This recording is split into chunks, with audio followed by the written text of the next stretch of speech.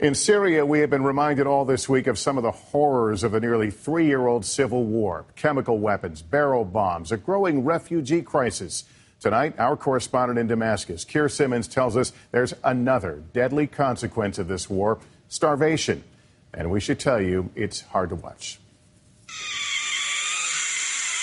Starving children. Images filmed by rebel activists in suburbs of Damascus under siege, sending a desperate message. They are hungry for any meal, thirsty for clean water.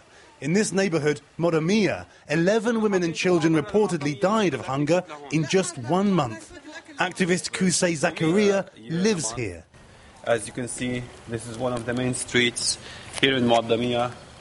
The Assad shelling and bombardment didn't lift anything. We have over 8,000 civilians left in Modamit Sham, living in olives and leaves of trees since over 5 months.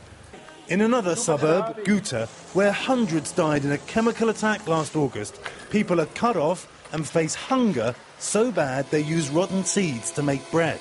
The Assad regime is using starvation as a weapon of war. This is something much worse than sarin and using chemical weapons.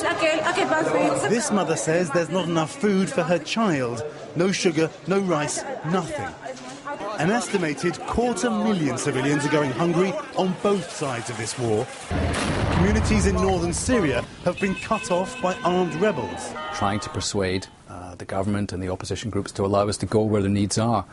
So far that we've not been able to. In Ghouta, they're desperate for bread. But just a few miles away in central Damascus, we saw bakeries filled with bread, markets full of fresh produce. Controlled by President Assad, in this part of Damascus, families are struggling. Everything is more expensive. But at least they have food. In the suburbs under siege, people make the most of the little they have, using a bike to recharge batteries, relying on firewood for heat. As the fighting drags on, leaving the innocent trapped, hungry, just trying to survive.